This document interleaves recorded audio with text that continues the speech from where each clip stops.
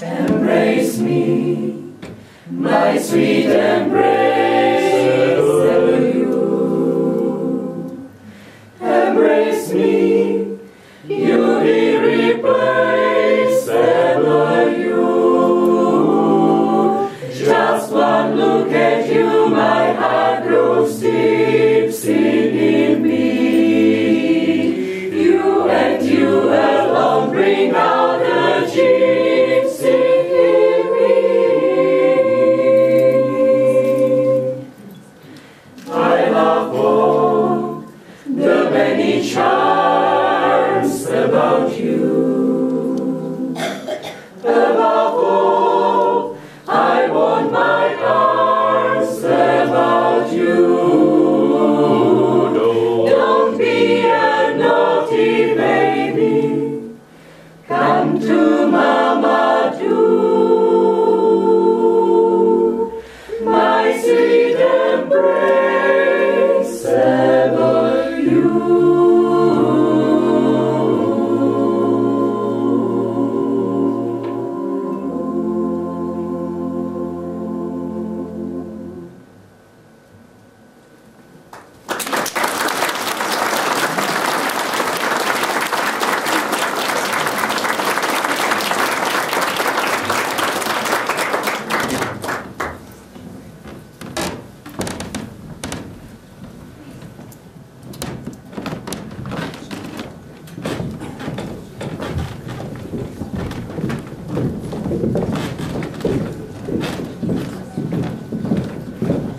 Příjemné nedělní odpoledne, vážení přátelé. Děkuji pěveckému sboru Hekal z Masarykova gymnázia za hudební antré. Nyní prosím ředitele muzea inženýra Půčka o úvodní slovo.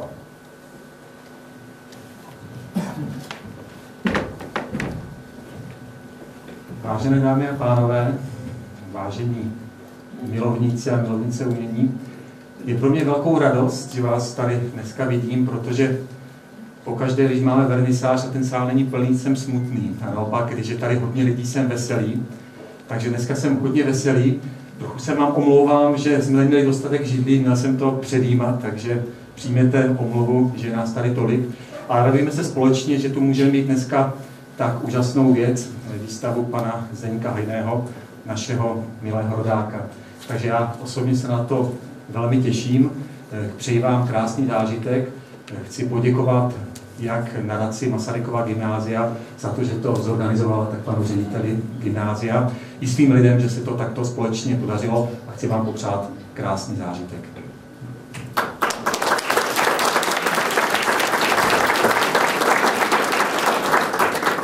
Děkuji za milý úvod. Výstava Zdeňka Hajného se koná u příležitosti jeho 70. narozenin. Nadace Masarykova gymnázia, kde je Zdeněk Hajný čestným předsedou, dlouho přemýšlela a přemítala, jaký dárek dát k tomuto vzácnému jubileu. A tak nás napadlo, a my jsme to dokonce i za pomoci studentů zrealizovali, natočit o něm film. Údiv na tváři Zdeňka Hajného není vůbec hraný. On do této chvíle vůbec nic netušil. A tak, milí Zdeňku, vážení přítomní, posuďte sami, jak se nám to povedlo. Budiž tma, pokud se někdo u vypínačů spustili zhasnout.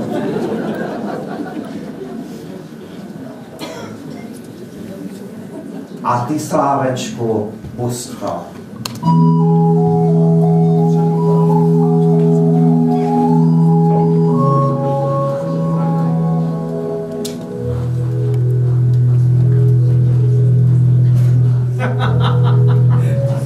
Co je s tím?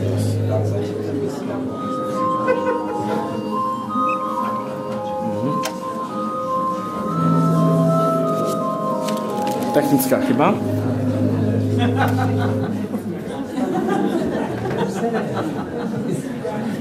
Ono se to dostříhalo ve 3:45 dneska, takže se omlouvám.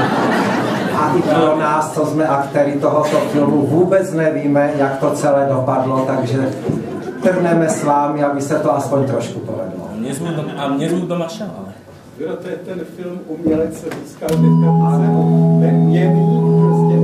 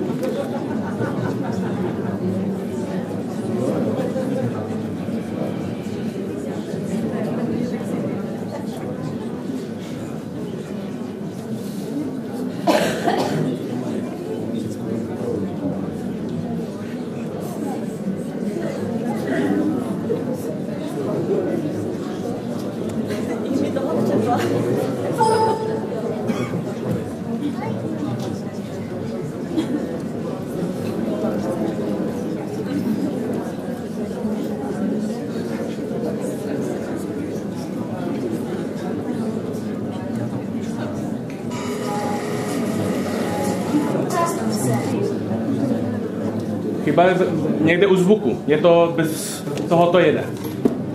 Takže chyba je u zvukaře. Zvuk zámku. Zvuk zámku.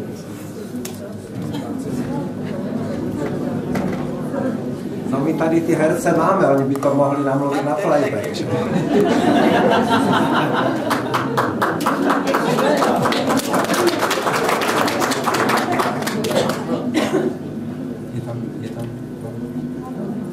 Můžu zkusit? byl založený v roce. No, výborně.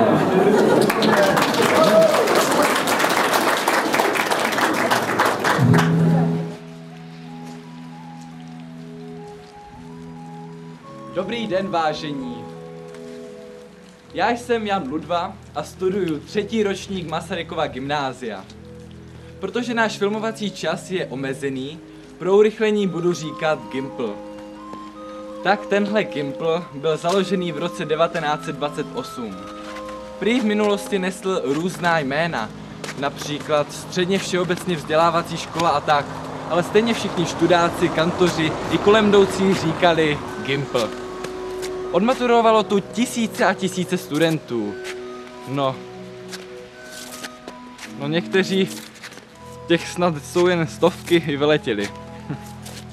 Já pevně doufám, že budu patřit mezi ty, co maturitu úspěšně složí. Snad se pak dostanu na výšku. Prý to dneska není zase takový problém. Zda budu slavný, to ukáže čas. Asi ne, ale nikdy se nemá říkat ne. Pravda ta, že skutečně pěkná řádka absolventů se slavnými stala. My se po stopách jednoho z nejslavnějších vydáme. Budeme pátrat po dětství Zdeňka Hajného, které prožil na Valašsku. Zdeněk Hajný je jeden z nejuznávanějších současných malířů, ale to vy určitě všichni víte. Aby ta naše pátračka nebyla nudná, vymyslel si pan scénárista takový příběh, který se ale nikdy nestal, ale my ho všichni hrajeme tak věrně, až sami tomu věříme, že tomu tak v skutku bylo. Hlavní postavu hraju já. Jsem jakýsi deus ex machina, z latiny doslova přeloženo Bůh ze stroje. Divadelníci ví, že tahle postava má urychlovat děj a rozuzlovat různé situace. Prostě jen díky mně tu nebudete sedět hodiny a hodiny.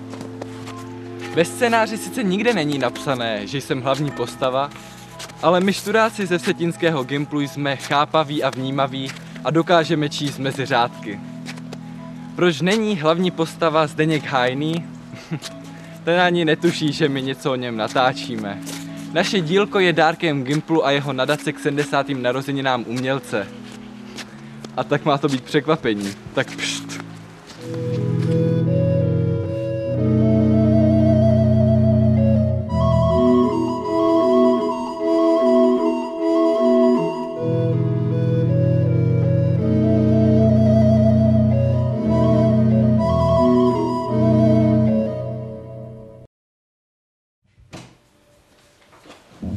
Teď vám hlavní aktéry představím.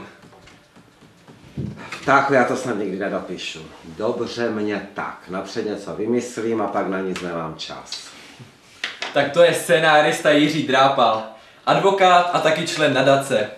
Celou věc vymyslel, všechny zjančil a teď to trčí na něm. Ne to dopsat. Prý to má všechno v hlavě. Mrknem přes rameno, co se to z jeho hlavy všechno vysoukalo. Tu neuvidíme přes papouška jménem Teo, tak to zkusíme přes druhé rameno. Teo, toho ducha musí hrát blonďák. Blonďák s andělskou tváří, že mám tak pravdu. No jo, ty jsi chytrý ptáček. Tak počkej, kde jsme to přestali? Robert v čajovně. Robert v čajovně chytá lelky. Kristýnka hongá nohama. Tak scénáristu známe a teď další osoby a obsazení. Tak to jsou další hlavní postavy. Ostatně jiní než hlavní hrdinové tu vlastně ani nevystupují. Robert a Kristýnka. Sice ne ve skutečnosti, ale v tomhle filmu jsou sourozenci. Robert je v maturitním ročníku a Kristýnka se hlásí na Gimpl do Primy. Robert se ve skutečnosti jmenuje Václav Švarc a chodí do Septimy. Kristýnka se jmenuje Jitka Šlincová a chodí do Primy.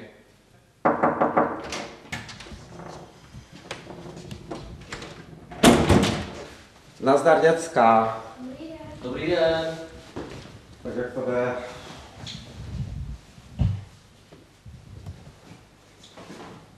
Co blbneš? Tak scénáři chytá, Robert chytá lelky, tak chytám lelky. Bohové olimští. Duchové dobří. Tusu. Vlastně oni mě nevidí. Tedy jakože nevidí. Jak se vlastně chytá lelky? Správná otázka, pan režisér ti to pak vysvětlí. A prosím, jak se hongá nohama? Já mám ve scénáři, že hongám nohama. To je taky velmi správná otázka, pan režisér ti to potom všechno vysvětlí. To my duchové jsme velmi chápaví a vnímaví a tak se nám vysvětlovat nic nemusí. To je náš kameraman, ten nejen natáčel a stříhal, ale taky všechny popoháněl, aby se to všechno stihlo. Tak moment, já tu kameru na chvíli podržím. To je Jaroslav Kulčák, jak už jsem říkal, kameraman. Čerstvý absolvent Gimplu, teď vysokoškolský student. Co tu děláš, Slávku? To víte, jeden můj známý začal podnikat vlastně topné oleje, nafta a tady takové tyto věci, tak mu dělám webovky. To se mě snad jenom zdá, my tu honíme každou minutu a ty si hraješ s počítačem. Já se omlouvám, ale to víte, študákovi každá koruna dobrá. Myslíte si, že bych tam mohl hodit moto, kdo maže, ten jede? Kdo maže, to nejde. No jo, to by tam sedlo jak zadek na hrnec. Slávečku, nechci být vymyšlený. Někdy bys tam mohl šoupnout to panoráma na Horní Město a prostě jak je to vidět z toho okna, někde to tam prostě zapasovat, třeba jak se budou točit exteriéry. Myslíš, že by to šlo? Myslím, že jo. No a úplně nejlepší by bylo, kdyby to panoráma šlo natočit v mlžném oparu. Co? Mlžné oparu? Kde já vezmu mlžný opar? Vydrž, já to mám. Hele, elektronická dýmka. Další rána nikotinovým monopolům. Čopnu si pod kameru, budu báňat.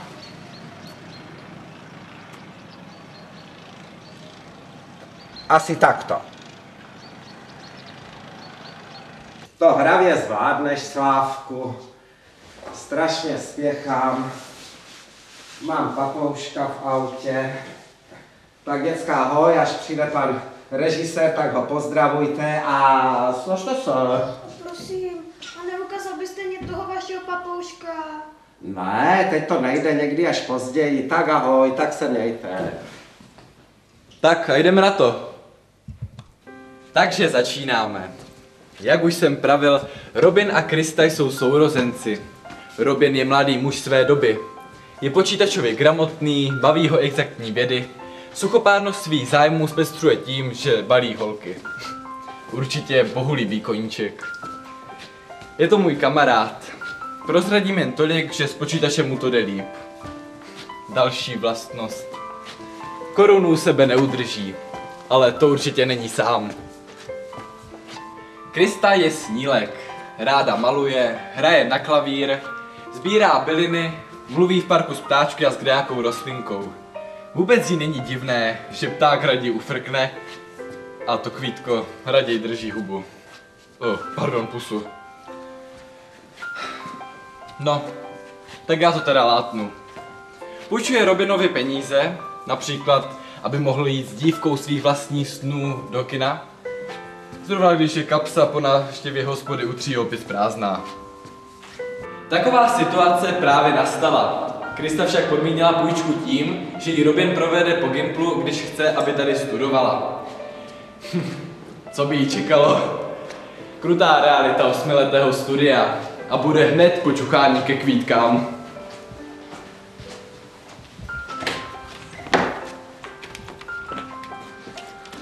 Brácha, máš 8 minut zpoždění. Jak nám z toho rotí, to je z pohledu věčnosti úplně prd. Moc nemudruj a dýchni na mě. Jsi snad od policie, z Interpolu nebo z armády spásy. Chceš půjčit prachy? Chceš, tak na mě dýchni. Rozkaz, seržantko. A ty jsi moje milovaná sestřička. Smrdíš nejenom korunou, ale i cigárama. Víš co? Radši jdem.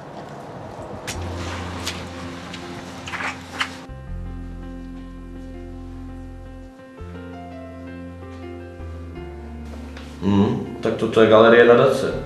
Říkali nám, že na Gimplu je nadace, prý kde co financují. Teda pokud si ženou prachy a když něco zbude, kupují obrazy od absolventů nebo od malířů majícím vztah k Valašsku. Prý aby po nadaci na Gimplu něco zbylo. A předseda nadace je náš zástupce profesor Výchopen. To je tak všechno, co o nadaci vím. To jsou ale krásné věci. To je musel zbýt dost peněz. No, tak to nejsem v obraze. No možná, že ji loudí, aby tím ti umělci dali něco zadarmo anebo se slevou. To je ale krásný obraz. Kdo ho namaloval? Co já vím, si to tam přečti.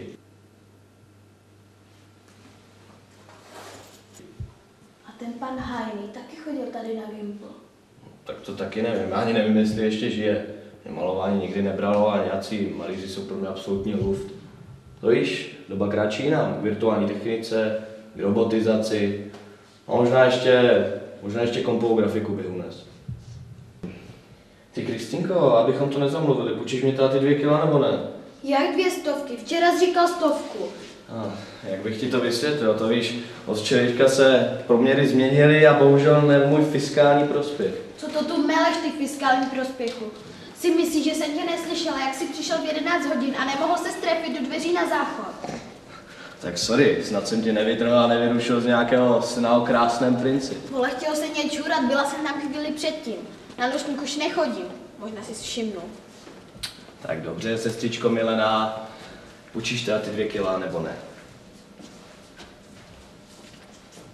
To víš, hrají dobré kino. Tak to bychom mohli jít spolu. Strašně mě to mrzí, ale bohužel je to mládeži nepřístupno. Ale na listech do kina ti stačí 100. Víš, já nejdu sám, zvu ještě Simonu ze Septimy a to jaksi je to dražší, no. Tak co říkáš, když kupčit, tak kupčit. Takže já ti seženu info o tom hajném a ty mě za to dáš ty 2 kila. To je tak za 150. Ledaže bys mi sjednal audienci u toho zástupce. No, u toho profesora, u toho předsedy nadace. To by neměl být problém. Platí?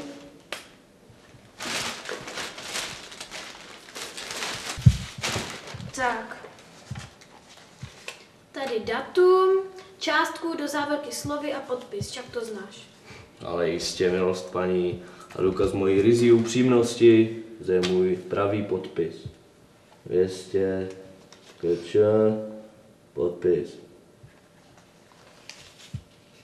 Dík.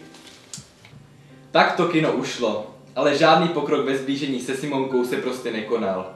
Nezaujalo jí ani tak zajímavé téma, jako je možnost mladých přes Facebook změnit tento svět. A náš Robínek na sjednávání audience neměl chuť a taky trošku přizapomněl. Ráno si se sestře svatosvatě slíbil, že během dopoledne vše zařídí, prostě jen brnkačka, a ono zatím nic. Ani se Simonkou, ani s audiencí.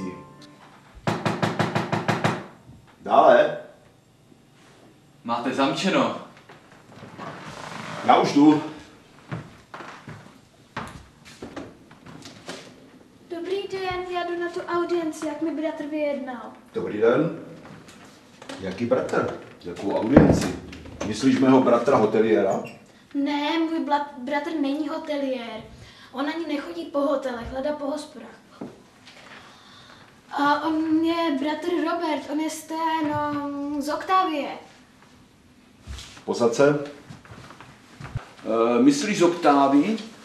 Toho znám. Už bych zapomněl. Zkus mi to vysvětlit, ale rychle spěchám, mám zastupitelstvo. Já bych nechtěla, abyste mě měl úplně za blbou. A s tím si hlavu nelám. Učím už skoro 40 let a jsem zvyklý na různé věci. Já jsem se zamilovala. To je trochu brzo. A prosím, chodí za mnou. Ale vy mě vůbec nerozumíte.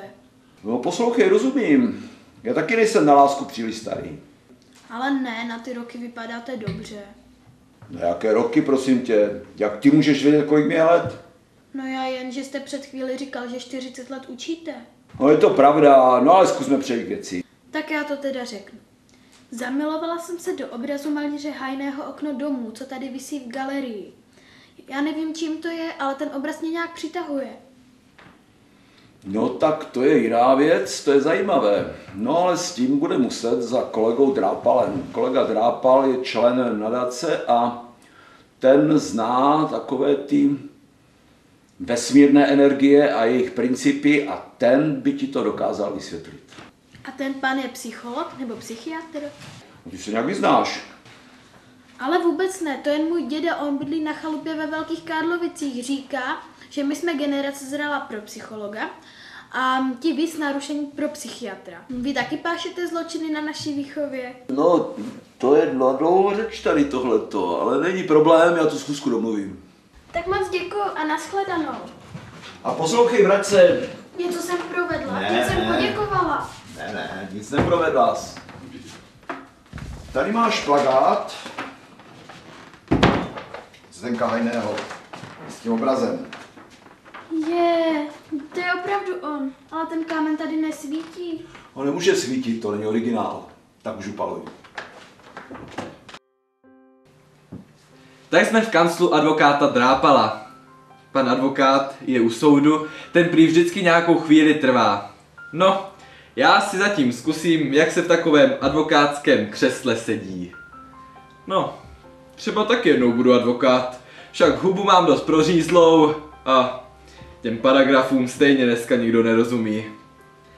Ano, pochopili jste to správně. Profesor Vychopeň s advokátem Drápalem zkusku našich děcek domluvil. Máme ještě chvíli čas, tak... Já jsem ten rozhovor slyšel, víte? Vám jej teď zreprodukuju. Já vím, moc slušné to zrovna není, ale oni se ti pánové určitě zlobit nebudou. To si ty drahý je, ne? A čeho si žádáš? Ahoj, Viro. Mám k tobě trochu.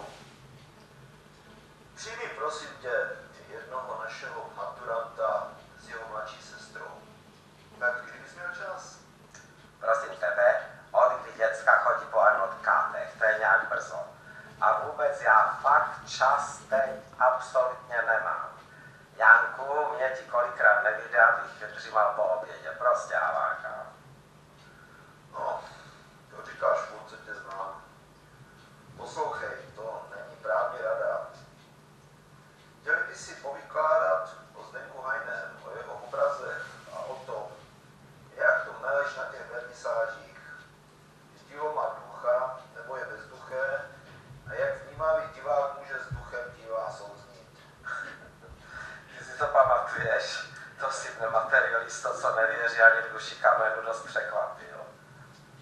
Třeba mě navodáváš taky? Tak, počkej. Pozítří ve 3, předtím mám nějakou obhajobu mladistvého, no a to do 3 skončí doznaná věc. To víš, doznání je polehčující okolnost, ale odsouzení jisté. Přijdeš s nima? Ale jak to člověče nevychází? Typicky lokální politik. Já bych pro vás voličové udělal všechno, ale nějak mě to nevychází. No, to bys překvapil, kdyby si nevypil. Ale mám ještě jednu prosbu. Prosím tě, přemýšlej a mluv na ně slušně. Jsou to přece jenom ještě dětská. Tak teď jsem se opravdu nasral. Já mluvím zásadně slušně. Pravda, sem tam mě nějaké slovíčko ujede, ale věř, dál si pacha už kvůli papouškovi. Tak ahoj. No, nezdar.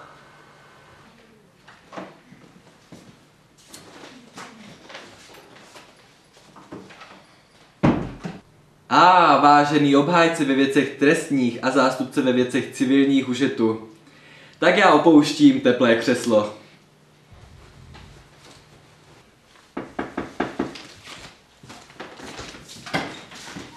Dobrý den, já jsem Kristýna a to je můj bratr Robert. Drafal, těší mě.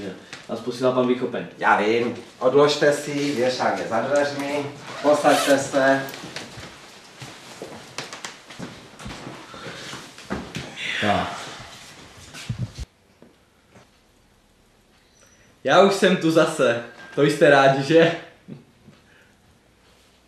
Tak vy jste se přišli ptat na Zdeňka Hajného. Víte co, domluvíme se tak, že vezmu jeho kalendář a u toho kalendáře si něco povíme, jo?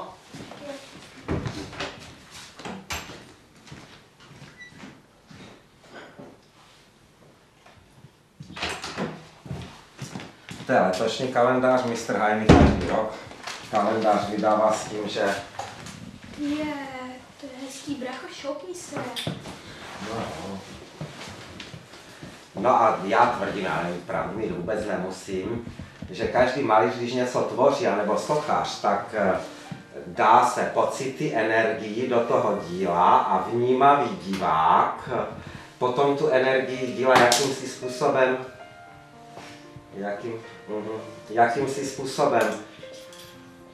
jakýmsi způsobem dokáže zase do sebe vstřebat.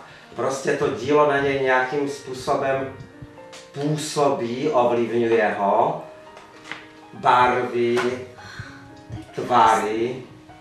Ono Zdeňkovi Hajnem se říká, že to je duchovní, spirituální malíř, s tím,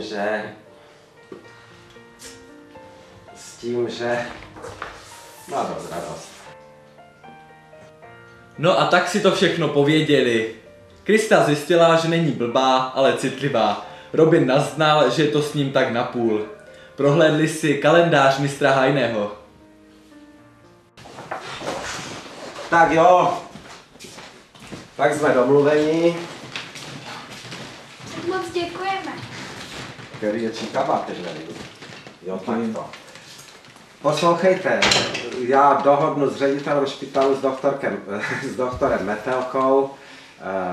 Tam zjistíme, kdy se přesně mistr Hajný v kolik hodin narodil. No, co hvězdy psali, to nevím, to astrologa žádného neznám, no já stejně na to předvídání tak moc nevěřím. Ale napadlo mě, doktorka Zbránková, vaše profesorka na Gimplu, umí vykládat z tarotových karet, tak domluvím zkusku i s ní. No a potom určitě byste se měli setkat s paní učitelkou Bartošovou, to je učitelka v penzi, rodinná známá Hajnyho, ta vám toho povykládá, že budete vědět úplně všechno, až vás hlava bude bolet. Tak se mějte. Tak moc děkujeme. Ahoj, naschle. Tak jo, naschledanou. Ahoj, ahojte.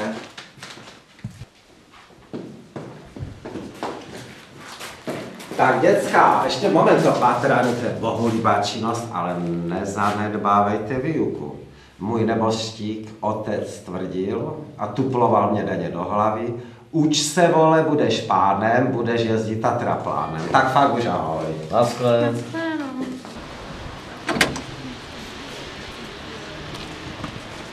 Ty brácho, a co to je ten tatraplán? Tatraplán to byla značka nějakého auta. A teď nevím, jestli už za dob císaře Karla I. Habsburského, anebo až za dob Tondy Zápotockého. Ty segra, připovím, ta nadace je teda pěkný spolek. Profesorka mastí karty a ten právník věří v duchy. Aspoň, že ten výkopen je normální a učí biologii podle Darwina. On neříkal, že mastí taroty, ale že vykládá tarotové karty. A to mě na internetu určitě to že jo? Ten brácha, to je učit podle Darwina. No já buď zvědavá, budeš brzo stará. No jo, můj brat. Přímo kapesní gen. Všechno ví, ale podělit se nechce. Ale za těma profesorkama se mnou půjdeš, že jo? Zde při soše Valašského rebela, kterého prostý lid překřtil na pizdáše, ti segra přísám, že s tebou po žádných špitálech ani trhlých kantorkách chodit nebudu, i kdyby mě tam měli dotáhnout párem volů, který by byl na atomový pohon.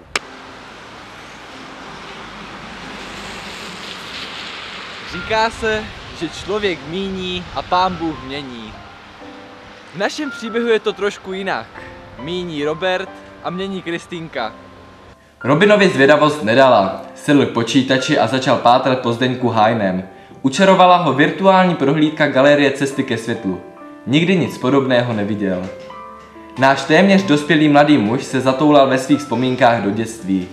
Vybavil se mu pohádkový svět víl a duchů. Nějak sám nevěděl, jak ho ta mystická krása obrazů a kamenů začala přitahovat. Samozřejmě, že si to nepřipouštěl. Se ségrou bude chodit jen proto, aby se svými zážitky mohl chlubit v hospodě u 3 opic kamarádům a taky oblbovat, vlastně zaujmout holky. No posuďte sami. Není to originální nápad ke zblížení tulit se nad počítačem a prohlížet si obrazy mistra Hajného a šeptat přitom div se do uška, jak pátral po dětství umělce.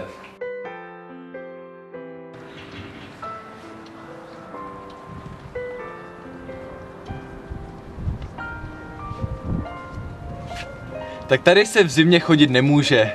Vlastně někdo může, jiný nemůže. My duchové můžeme, ovšem jen pokud to pan ředitel zámku dovolí. A kde jsou vůbec ty naše děcka?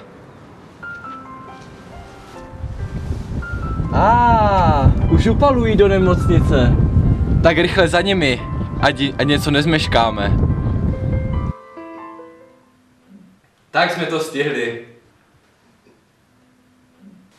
Ano, byli jste ohlášeni a já jsem se připravil. Mám tady porodopis Zdeňka Hajného, narozeného ve zdejší nemocnici dne 30. ledna 1942.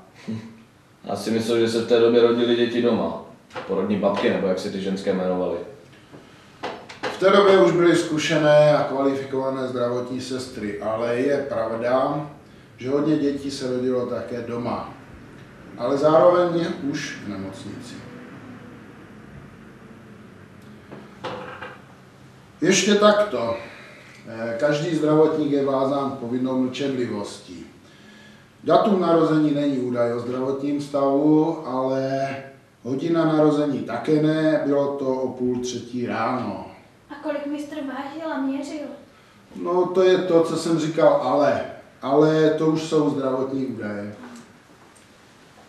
Já žádný lékař nejsem, tedy zatím ne. Vážil 3,20 kg a měřil 50 cm. Prostě kluk jako buk. Dáte si něco k pití? Kávu, čaj, minerálku? Já mám ráda kolu. Bohužel, kávu, čaj, minerálku. Když žiješ, je krize, ve zdravotnictví nemají ani na zvýšení platu. Děkujeme, dáme si obyčejnou vodu. Náš strýc, tedy můj od bytostných svědčů, říká, že nájdevče je voda z kohutíku. No, ale až druhý den ráno, večer předtím obyčejně s tačkou vyžádnou litr slivovice. Odkud je ten strýc?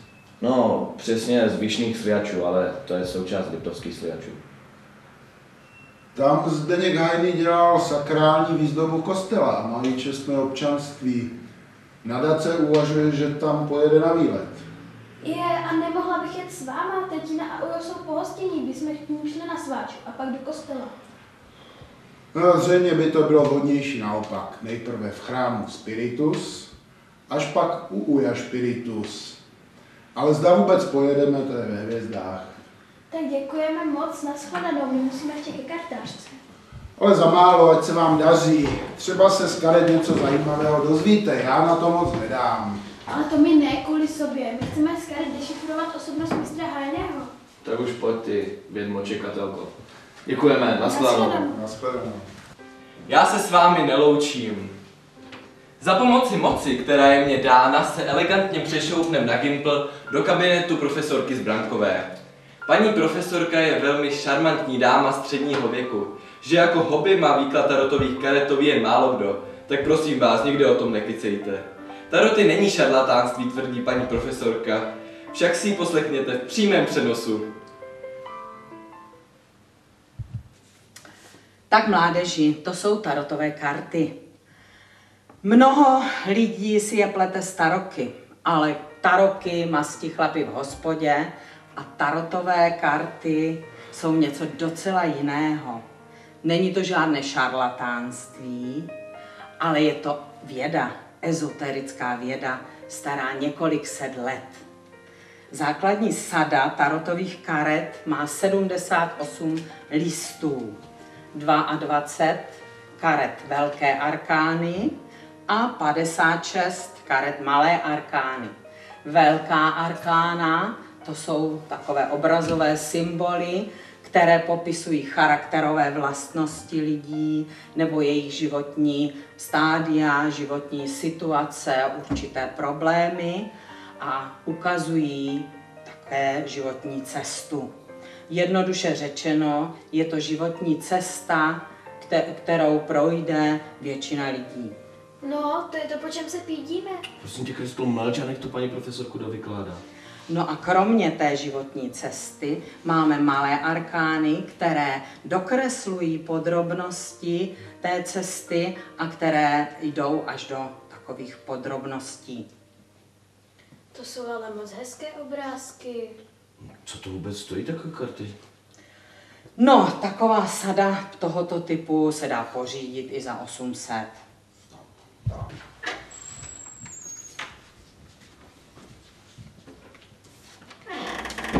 Aha, náš klouček přemýšlí, že by na ty karty balil kočky. Ale na co by ti, Robine, byly? Leda, že bys byl zajímavý před holkama? Vy umíte číst myšlenky, paní profesorko? No, to mě jen tak napadlo, ale myslím si, že nepotřebuješ karty, že jsi pohledný kluk a že máš dostatek i jiných zájemkyň. Tak občas nějakou někam pozvu, třeba do kina nebo na procházku a nějaká se chytí, ale tak nevím, co si mám vykládat, jsem fanda do počítačů a na to ty kočky moc neberou. No. A taky smrdí korunou. Si už drž hubu, nebo... Nebo co? Tak dost, nepřišli jste sem, abyste se tu hádali. No to je pravda, my jsme přišli. Jestli byste nebyla tak hodná a nevyložila nám životní plod pana malíře Hajného. No. Narodil se 31.1942 ve 2 hodiny a 30 minut. Toho malíře, od kterého mám každý rok kalendář doma? Jo, toho. On má křišťálovou čarovnu a galerii Cesty ke světlu. Všechno jsem na internetu dopodrobná studoval. Musím vás zklamat, ale mistr by musel přijít sám a musel by si karty vytáhnout sám. No, já to chápu, ale i to budu muset vysvětlit až doma. No a když už jsme tady, nemohla byste vyvěštit nebo vyložit karty aspoň mě? Myslím si, že ty to nepotřebuješ, ale já studentům karty nevykládám. No proč, když ve školním řádu to zakázané není? Ve školním řádu ne, ale v mém vnitřním řádu to zakázáno je.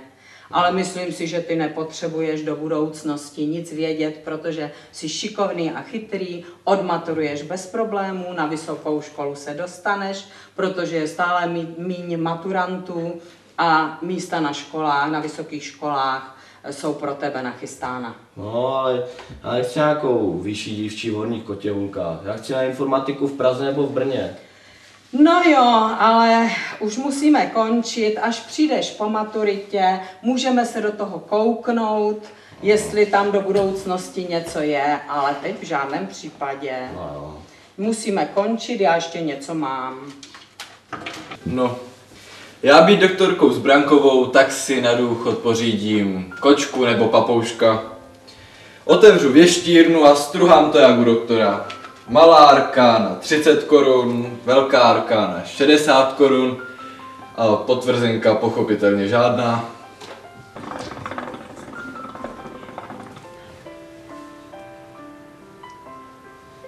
Vážení přátelé, každý divadelní kus a každý film má mít zápletku. Prostě zdá se, že vše zvolna plyne bez účasti násilí a najednou rupty boty, děj se zašmudrchá. Prostě peripetie.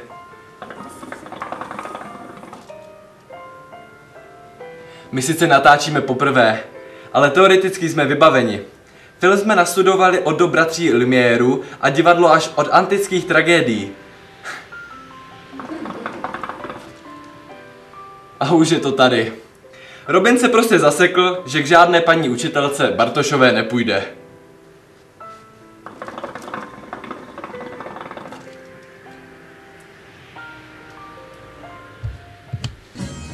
A k žádné učitelce Bartošové s tebou nejdu. Prostě nejdu a nejdu. Uví, kolik je jí vůbec roku a jestli ještě jsou tam. Že jsme měli to s tou prababičkou. Je pletla 5. přes 9. Husáka si pletla s Husajnem a u zubaře si chtěla odložit do půl těla. To bylo teda. Ale prababička, dokud byla ještě normální, snesla nám první poslední. A taky říkala, že o mrtvých se má mluvit jenom dobře. A co porušuju? Však ta učitelka ještě žije, ne? Už teď si to dovedu živě představit. My se budeme ptát na Hajného, co žil mládí na hovězí. Ona nám bude vlastně do nějakém nadlesním Zhalenkovo. Ty máš náladu. Že ti nějaká dívka tvých snů řekla, že jsi pako. Ani se moc nepletla. Víš co, ten čaj ti platí. A taky vodní dýmku. Čaj jsem řekla. Tak aspoň mandle. No. Máte tedy vybráno, co vám mohu nabídnout? Tak Robinku, klidně křupej mandličky. Klidně ji strkej, ale hlavně poslouchej. Za poslední 3 roky mi dlužíš přesně 6850 korun českých. Tak mi půjď ještě ty 3 pajdy a máme to rovných 7 litrů. Půjčím, ale ty se mnou půjdeš za tou učitelkou.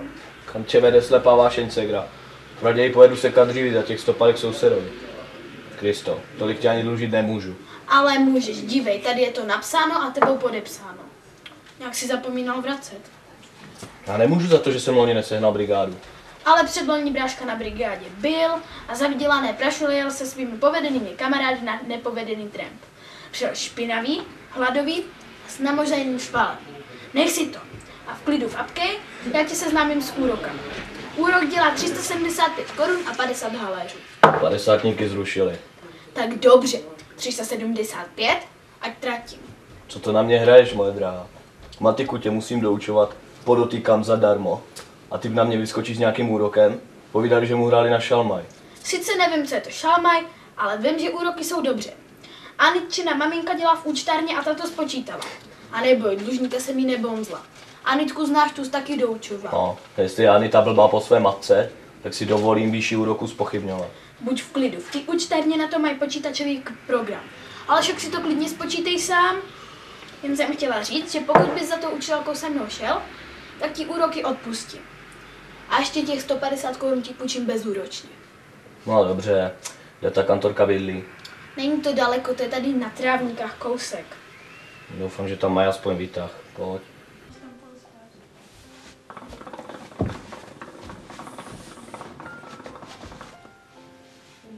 Co to hulíš? Vodní dýmku, neboli vodárnu, neboli vodára. Nebojte se, hašiš ani Mariánka to není. A vůbec, jak to, že mě vidíte, jsem přece duch? Protože jsem tě napsal. Pojď ten šlauf, já to taky zkusím.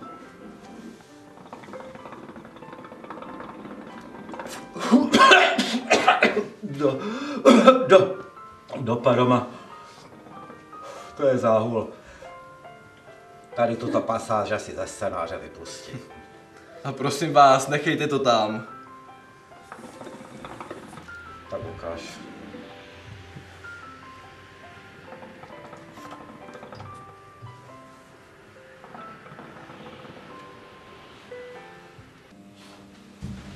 Ukáž, Bartošová, kde to? Dobrý den. Dobrý den, děcka. Já se jmenuji Robert a tohle je moje segra, Kristýnka. Dobrý den. Těší mě, Kristýnko a Robertku. Já jsem Robert. Pojďte dál, sedněte si. A my mu říkáme Robin. Chlebíčky, ty já můžu. Bracha nezežere všecky. Lídek segra, věnuj se malířovi. Jo, vy se prý dobře znáte s panem malířem Hajným. Znám se již od mládí s ním, když se přistěhoval s maminkou na Hovězí. A já jsem myslela, že bydleli na Vsetíně. Ne, on je z učitelské rodiny a on, když se narodil, tak bydleli v Hošťálkové, ale později se přestěhovali na Hovězí. Tak toto je hovězská škola. Všimněte si těch krásných nástěnných maleb od malíře Kobzáně. Jo, tu školu já zvenku znám, tam vede okolo cyklostezka. No, Zdeněk chodil ještě do té staré školy. Teď je tam hospoda, ale on měl kousek tady z té školy domů. Omlouvám se, chybička se bloudila. Ale zas ne tak docela. Maminka Zdenka Hajného tu dlouhé roky učila.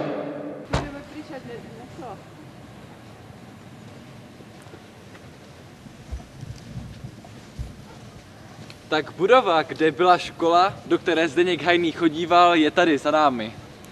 Pak tu byla krejčovská provozovna výrobního družstva Lipta a teď je tu restaurace.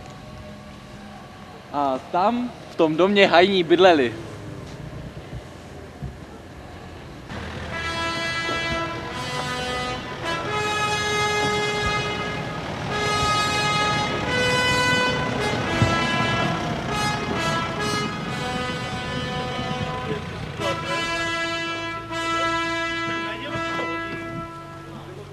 A náš scénárista. Haló, dobrý den. Ahoj. Tak co, dneska s ptákem nebo bez ptáka? Bez ptáka nezdržuji. Jdu si pro pytel, vlastně pro pytle na obecní úřad. My totiž tady na Hovězí léta třídíme odpad. Tak co, jak jde natáčení? Jde to, ale jde to. My se snažíme, ale znáte to, scénář nic moc. Aha, chlapec ráno pojedl vtipné kaše a na rozdíl ode mě stával tou správnou nohou. Víš co, radši zmiz, nebo mě na tom obecním úřadě zavřou a doma bude kartáč. Provedu.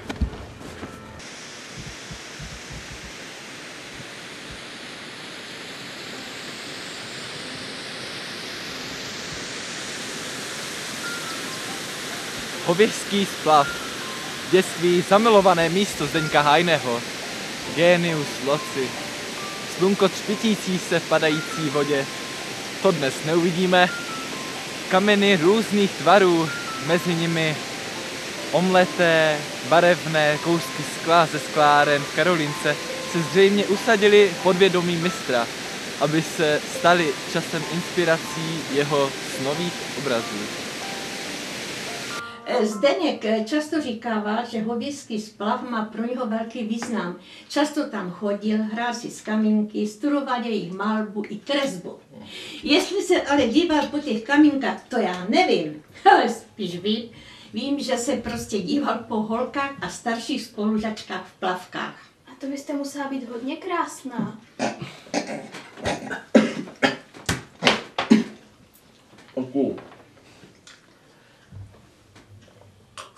Vy tu máte ale obrázku. Pojď, Kristýnko, já ti něco ukážu, já ti ukážu víc. Podívej se, Kristýnko, kolik mám tady obrazů od různých malířů. A toto mě maloval mistr Hoffman, když mě bylo asi tak 1 nebo 22 let. To je krásný. Robine, pojď se taky podívat. No, já se to dojím. A paní učitelko, a v té galerii Cesty ke světlu jste byla? Dřív moc krát, děvče zlaté. Jenomže teď už jsem tam nebyla asi 10 let, ale snad se tam ještě jednou podívám. Ale víš co, Zdeněk Hajný bude mít výstavu na Vsetínském zámku velmi brzy. 4. března bude mít vernisáž. Doufám, že se tam půjdete podívat. Tady vám dávám pozvánku, ale víš co, to můžete tam jít bez pozvánky. Tak už vernisáž začala a naši mladí nikde. Tamhle přicházejí.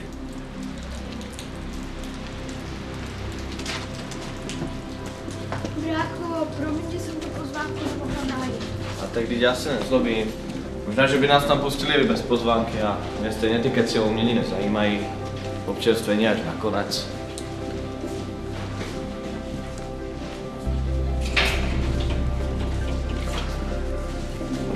Dobrý den.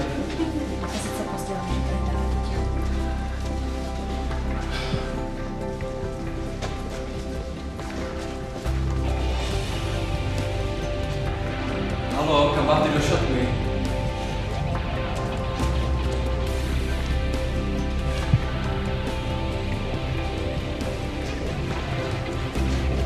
Brácho, já jsem nervózní. Můžete si za ruku?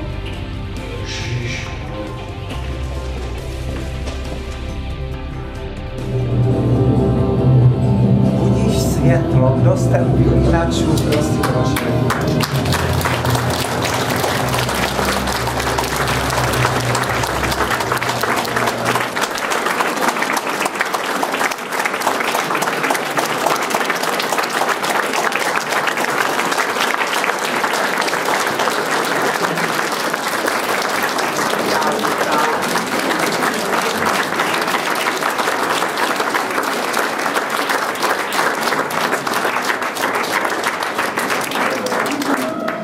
Se líbili. Já vítám nejmladší gratulanty a poprosil bych Zdeňku, pojď tady za námi. Takže kdo začne s tím přáním?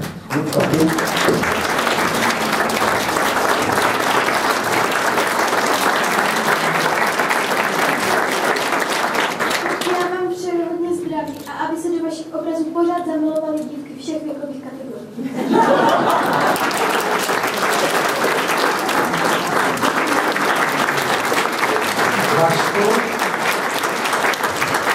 Já vám, mistře, ale i pochopitelně nám, přeji, ať namalujete ještě spoustu krásných obrazů a ať se na Vsetínském Gimplu stále říká náš Zdeněk Hajný. Tady taková maličkost jako vzpomínka na domov.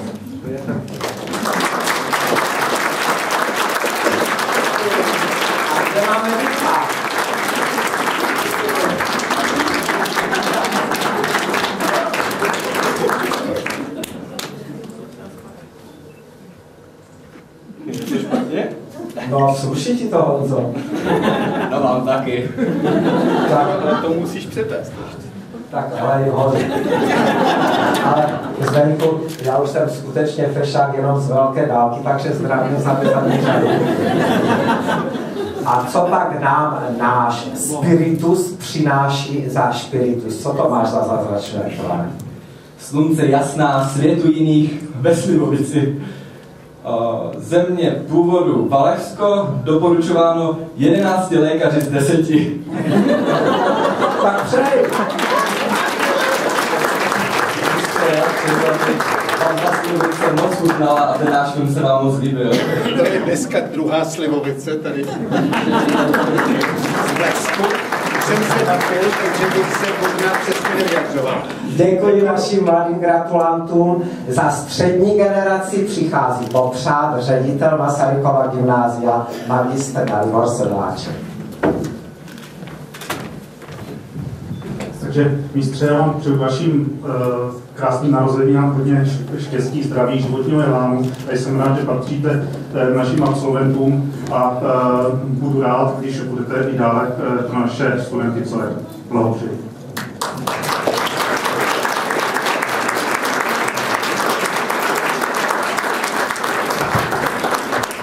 Za nás starší a zralé přichází přát čestnému předsedovi nadace výkonný předseda magistr Jan Vychopeň.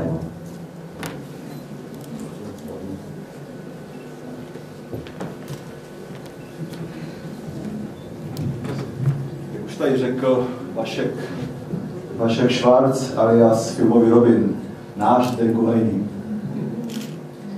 Bylo tady řečeno spousta krásných slov, takže já nevím velice, co ti popřát. Někdy před 15 lety museli být hvězdy nám příznivě nakloněny, že jsme na společné cestě se sešli na Radce, Masarykova gymnázia a ty. Já teď jenom pevně věřím, že ta cesta bude ještě hodně dlouho pokračovat a že to bude pořád ta cesta v duchu tvé tvorby, to znamená cesta ke světlu. Přeju ti všechno nejlepší a těším se, že až ta oficiální část skončí, takže zvedneme společně sklenku dobrého moku na tvé zdraví. Na zdraví.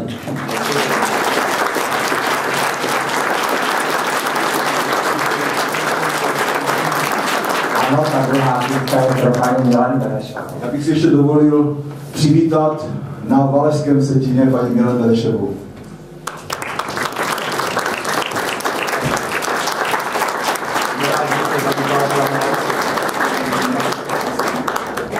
Říká se nejlepší nakonec. Finis coronat opus. A tak na závěr této oficiální části přichází přát kurátorka výstavy magistra Olga Nehešová společně s ředitelem muzea inženýrem Bučkem. Takže pane Nikolovický, a jsem vám ráda, že jste poslali paní Benešovou. Takže děkuji vám.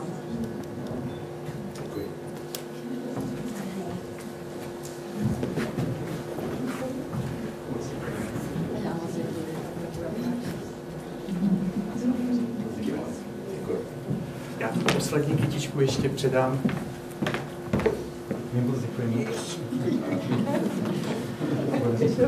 Ano, to je paní Ela Drulíková, ředitelka nadace Cesty ke světlu a životní družka Zdeňka Hajného. No ale co vykládám já?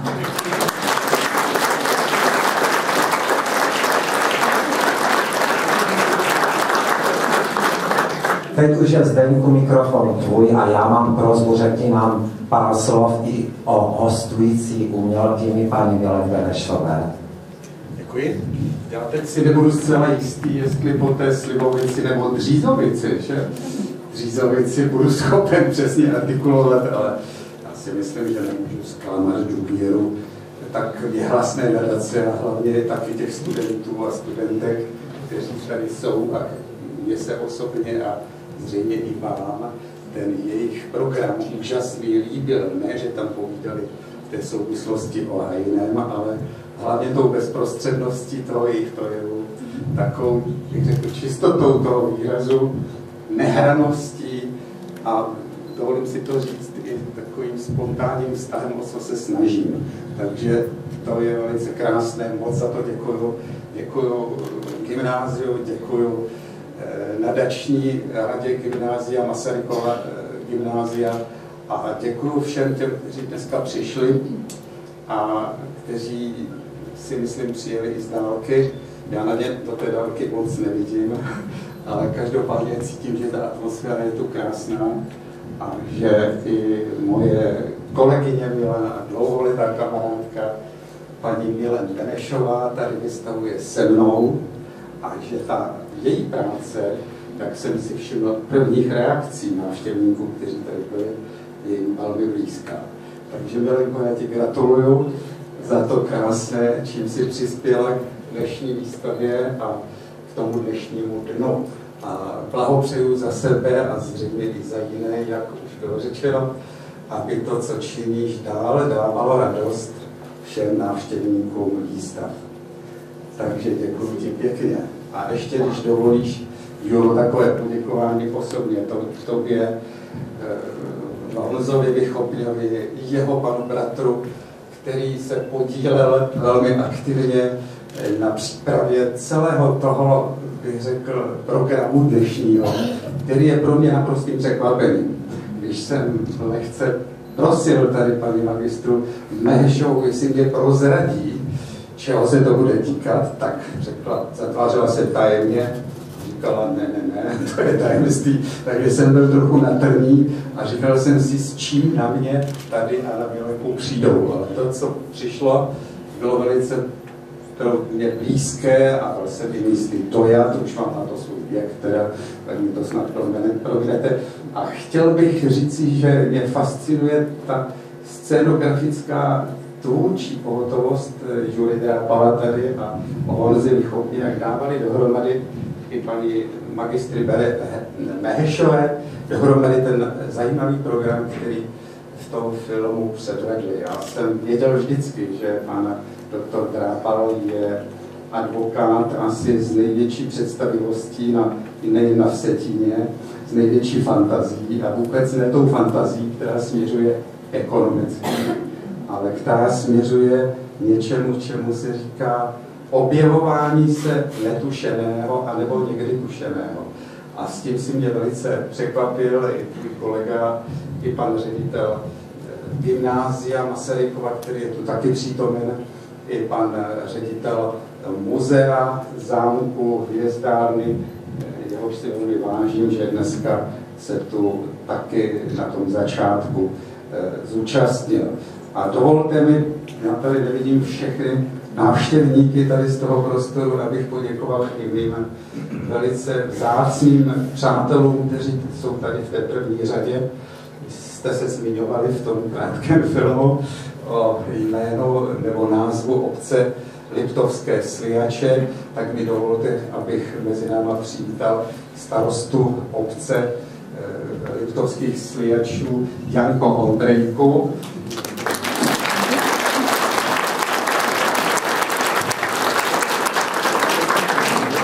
Dále jsou tu další krásná jména mých přátel a poprosil bych, kdyby i můj vzácný přítel Grenčík Dano se tady povystoupil do popředí. To je úžasná osobnost manažerská, ale i umělecká, taky výborný fotograf. No a Janko Ondrejka je nejen starostou obcí Liptovských Sliačů, ale je úžasný propagátor kulturního života v této části nádherného Slovenska. Tak jsem moc rád, že jsem měl tu čest pod vedením těchto dvou osobností významných slovenských se účastnit spolupráce na nádherných chrámových prostorách, které vznikly pod vedením pana architekta Petra Abonyho, kterého tady vítám, jehož si osobně velmi vážím.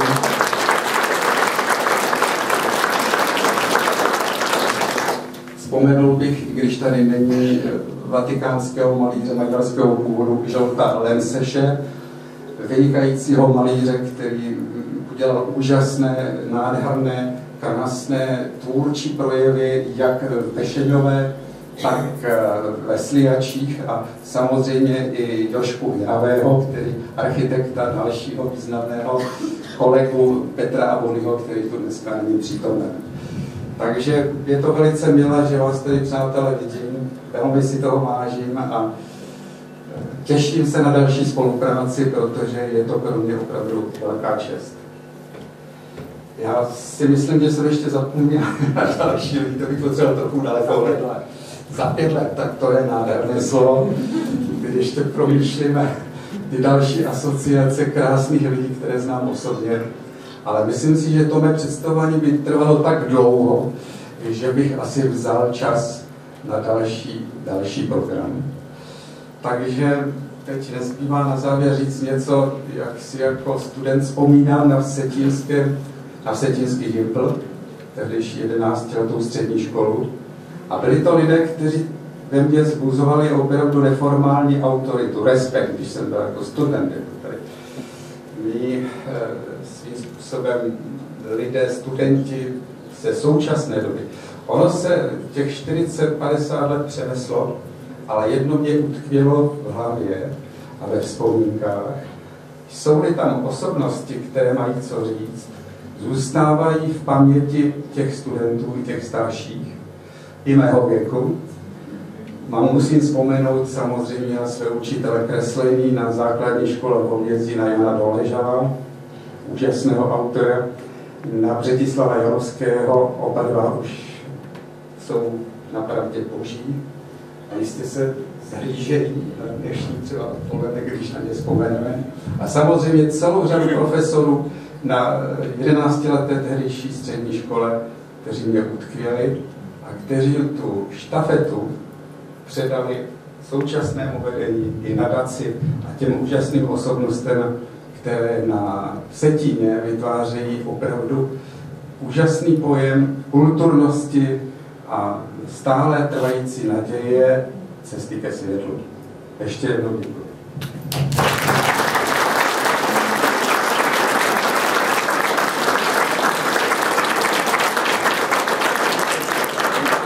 Mně připadla velmi milá povinnost. Dovolte, abych z pověření obou umělců, ředitele muzea inženýra Pučka, ředitele gymnázia magistra Sedláčka, ředitele nadace magistra Výchopně, prohlásil výstavu za zahájenou.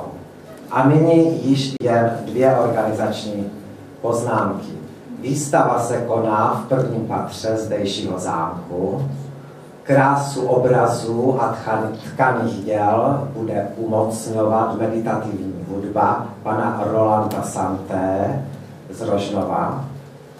Dále, pokud byste měli zájem si koupit katalog anebo faksimila obrázků, ty jsou k dispozici ve vestibulu u průvodky. Dovolte mi, abych za nadaci poděkoval všem na zámku, že umožnili uspořádat našemu čestnému předsedovi a jeho hostující umělkyni tuto výstavu, a to kromě kurátorky výstavy paní Olinky Mehešové, ředitele muzea, také panu Josefu Kadlečkovi za technickou spolupráci, Michaele Juříkové za grafickou realizaci pozvánek a dalším Milanu Ošťádalovi, Janě Novákové, Janu Ošťádalovi, Haně Podešvové a Marii Mikulenkové. Nyní po závěrečném hudebním vystoupení pěveckého sboru Hekal vás zvu k volné prohlídce obrazů i k drobnému občerstvení. Moc a moc vám děkuji za benevolenci, se kterou jste přečkali a přestáli i ty úvodní technické potíže. Moc a moc vám děkuji, že jste v tak hojném počtu přišli. Pravili ze zámku, že tolik duší zde ještě nebylo. Děkuji moc za pozornost.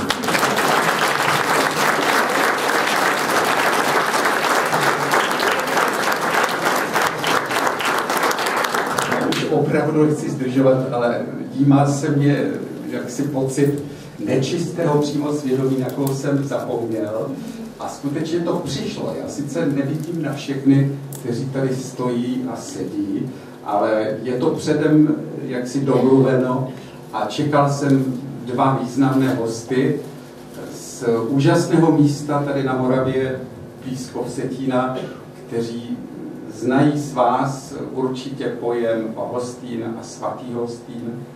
Takže měla by tu být jedna z těch 2 významných osobností nadace svatohostýnské, paní Fojtu a pan Cekota, kteří se mnou a s ostatními domlouvali, že budou možná přítomni. A těším se na to, že se s nima tady dneska potkám a chtěl bych, a dovoluji si to oznámit, že mám tu velkou čest z hlediska jejich laskavé nabídky vystavovat na svatém Hostýně v tomto velice významném roce 100 let korunovace Panny Marie Svatohostýnské a nadace Svatohostýnské. Čili bude to úžasná záležitost spirituální, kulturní, nejen teda v Čechách a na Moravě, ale i na Slovensku, kde jsou pozváni mí přátelé a myslím si, že i v Evropě. Takže ta výstava by měla začínat 26. května v 16 hodin vernisáž, takže vás srdečně zvu všechny, i studenty gymnázia, učitele, členy nadace zde přítomné a měla by trvat zhruba do 31. ne zhruba, ale přesně 31. srpna. Takže 3 měsíce vzácných chvíl pro mě, setkávání s lidma, jako jste vy, a jaksi vytvářející pocit, že to stojí za to pro mě ještě trochu malovat. To je všechno a ještě jednou velkou děkuji. Žij a maluj a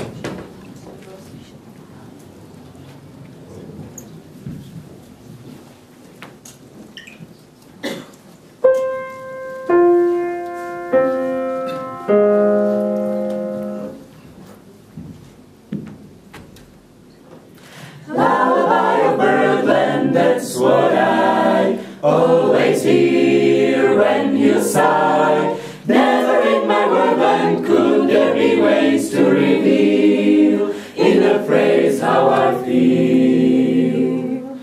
Have you ever heard two turtle doves, Bill and Coo, when they laugh?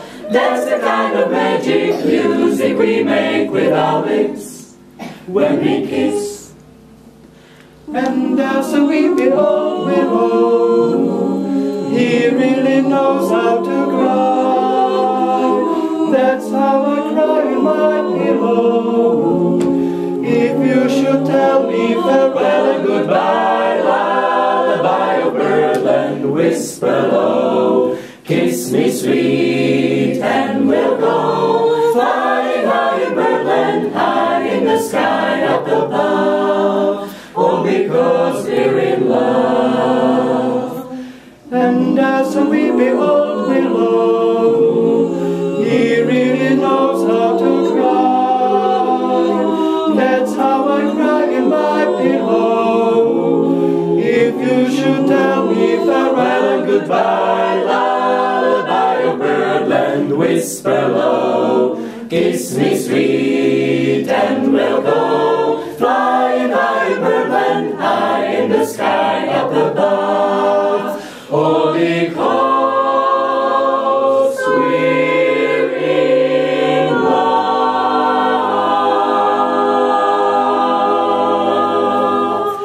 We're in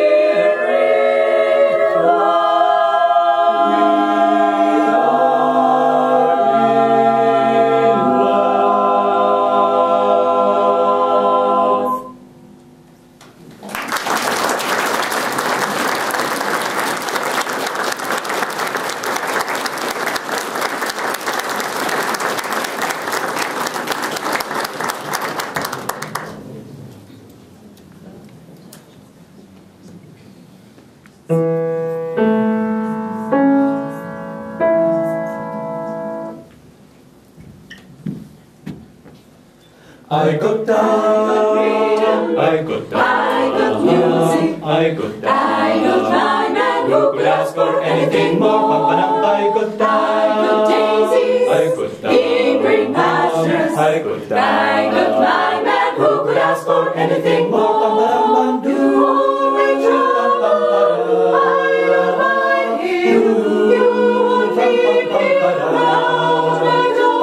I got down, I got down, I got sweet dreams, I got down, I got flying, and who could ask for anything more? Who could ask for anything more? Do do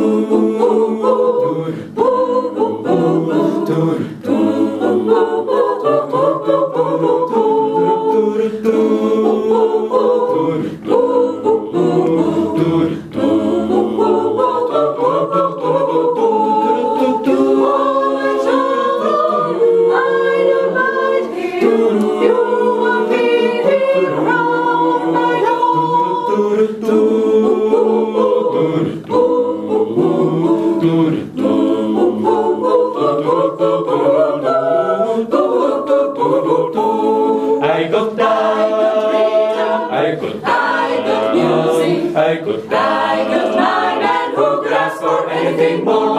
I got daisies, I got in green pastures, I got mine, and who could ask for anything more?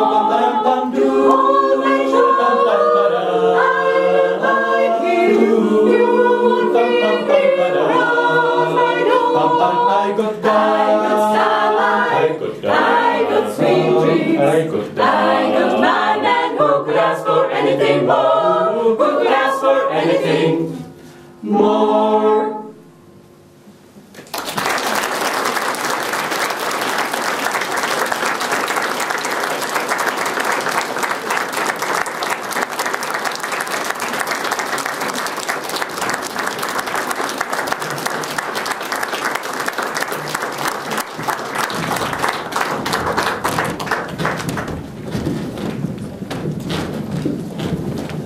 No a nyní již vzhůru k výškám, tedy do prvého patra.